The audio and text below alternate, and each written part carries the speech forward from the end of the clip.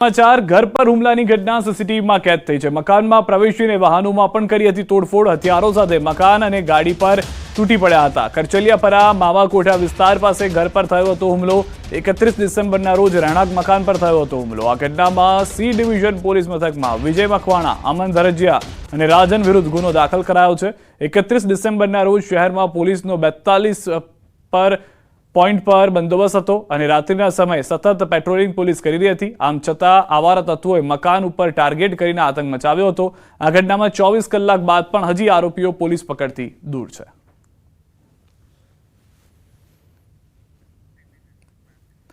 રાજ્યમાં 2 દિવસમાં અકસ્માતમાં 10 લોકોના મોત થયા છે। ગુરુવારે અકસ્માતમાં 5 લોકોના મોત થયા છે, જ્યારે ગઈકાલે અકસ્માતમાં 5 લોકોના મોત થયા।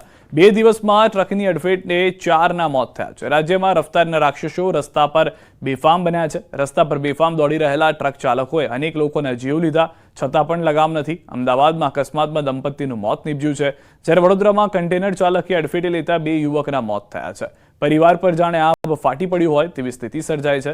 તો બીજી તરફ બનાસકાંઠામાં અકસ્માતમાં 3 લોકોના મોત થયા હતા, જ્યારે દ્વારકામાં અકસ્માતમાં 2 મહિલાના મોત નીપજ્યા હતા। તો આ તરફ દાહોદમાં અકસ્માતમાં 1નું મોત થયું છે। મહેસાણામાં પોલીસ વાન સાથે બાઇક ચાલકનો અકસ્માત સર્જાયો હતો।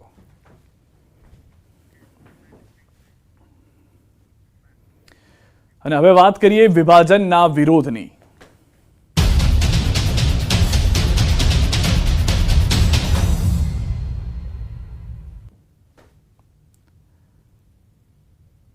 બનાસના 2 કાંઠા કરાતા ચારે તરફ વિરોધનો સૂર ઉઠ્યો છે, તો રાજકારણ પણ ગરમાયું છે। ધાનેરા, કાંકરેજ, દિયોદર સહિતના વિસ્તારોના નેતાઓ અને લોકોએ વિરોધ નોંધાવ્યો છે। વાવ-થરાદ જિલ્લામાં કાંકરેજના સમાવેશને લઈને ભારે વિરોધ જોવા મળ્યો। કાંકરેજના શિહોરીમાં બજારો સજ્જડ બંધ પાડી વિરોધ નોંધાવ્યો। જિલ્લા કોંગ્રેસ પ્રમુખે મોટો આરોપ લગાવ્યો કે કોન્ટ્રાક્ટર ઉદ્યોગપતિઓને રાજી રાખવા નિર્ણય લેવાયો। તો આ તરફ ધાનેરા અને બનાસકાંઠા જિલ્લામાં રાખવા માવજી દેસાઈએ માંગ કરી।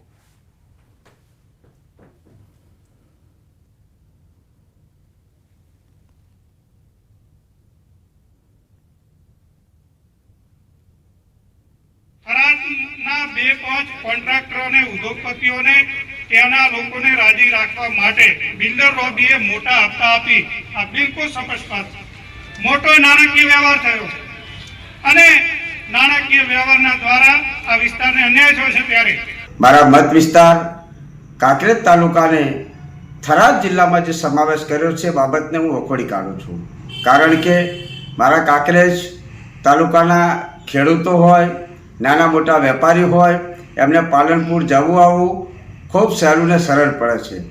નાના મોટા ધંધા સાથે સંકળાયેલા લોકોને પણ જવું આવવું ખૂબ સહેલું ને સરળ પડે છે, જ્યારે થરાદ જવું ખૂબ જ અટપટું ને અઘરું છે। ત્યારે આ તાલુકાને થરાદમાં સમાવેશ કરી અને જે નિર્ણય લેવામાં આવ્યો છે એ નિર્ણય યોગ્ય નથી। મેં સંદેશો મોકલવરાવ્યો છે કે ધાનેરાની પ્રજાને જે વાછોલ, બાપલા અને આ વિસ્તાર છે એ થરાદ છે 80 કિલોમીટરે પહોંચે છે, એટલે ખૂબ મોટું લાંબુ અંતર થઈ જાય છે જે ખિંમત સાઈડનો ભાગ છે એ વિસ્તાર માટે। તો અમારા સમગ્ર વિસ્તારની માગણી છે સરકાર પાસે કે ધાનેરા તાલુકાને પાલનપુર જિલ્લામાં જ રાખે। બનાસકાંઠા જિલ્લાના 2 ભાગ પડે અમને કોઈ વધુ હોઈ શકે નહીં, પણ અમારી ફક્ત માગણી ધાનેરા તાલુકા પૂરતી જ છે કે ધાનેરા તાલુકાથી જે થરાદ મૂકવામાં આવ્યું છે એની પ્રજા કોઈ પણ 80 થી 90% પ્રજા કોઈ ઈચ્છતી નથી કે અમારે ત્યાં જવું છે। ઘણા માણસો સરકારનાથી દબાણમાં આવીને કંઈ બોલવા માટે તૈયાર નથી, પણ એ પણ અમને એકલાને કહે છે કે તમે આગળ થાઓ અને અમે તૈયાર છે। તો મારી સરકાર સાથે વિનંતી છે કે સરકાર ફેરવિચારણા કરે।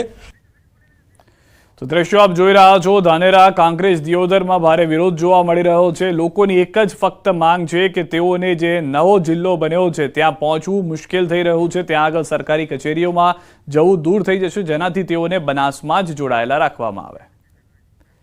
અમદાવાદથી સમાચાર। બોપલમાં લૂંટનો બનાવ। કણિકા જ્વેલર્સમાં લૂંટનો બનાવ। મોટી માત્રામાં સોના ચાંદીની લૂંટ, દાગીના અસલી કે નકલી તે અંગે તપાસ। 4 લોકોએ લૂંટને અંજામ આપ્યો હોવાની પણ જાણકારી મળી રહી છે। કનકપુરા જ્વેલર્સમાં આ ઘટના ઘટી હોવાની જાણકારી મળી રહી છે, જ્યાં આગળ મોટી માત્રામાં સોના ચાંદીની લૂંટ કરવામાં આવી છે। દાગીના અસલી કે નકલી તે અંગે તપાસ કરવામાં આવી રહી છે। 4 લોકોએ લૂંટને અંજામ આપ્યો હોવાની પણ જાણકારી મળી રહી છે। અમદાવાદના બોપલમાં આ ઘટના ઘટી છે। વધુ માહિતી ન્યૂઝ 18 સમાચાર નવીન પાસેથી મેળવીશું। નવીન, સમગ્ર ઘટના શું ઘટી છે?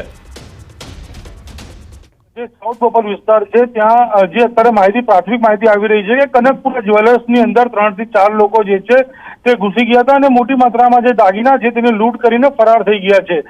જો કે પોલીસ ત્યાં પહોંચી છે અને ક્યાંક ને ક્યાંક ઘણી વખત એવું જોવા મળતું હોય છે કે ડિસ્પ્લેની અંદર નકલી જે છે ઘરેણાં મૂકવામાં આવતા હોય છે, પરંતુ હવે જે પોલીસ તપાસ કરી રહી છે, જે માલિકને પૂછપરછ કરી રહી છે કે આ દાગીના જે મૂકવામાં આવ્યા હતા અસલી કે નકલી, જો આ દાગીના અસલી હોય તો ખૂબ જ મોટી માત્રામાં લૂંટ થઈ હોય પ્રકારના વાત સામે આવી રહી છે, જેથી અત્યારે પોલીસની અલગ અલગ ટીમો અત્યારે ફરિયાદ લેવાની કામગીરી કરી રહી છે, ત્યારે બીજી ટીમ જે છે તે આરોપીઓને પકડવા માટે તપાસ તેજ કરી છે. સિદ્ધાર્થ, આભાર સમગ્ર માહિતી બદલ. તો હાલમાં આરોપીઓને પકડવા માટે તપાસ તેજ કરવામાં આવી છે. અમદાવાદના બોપલ વિસ્તારની આ ઘટના હોવાની જાણકારી મળી રહી છે.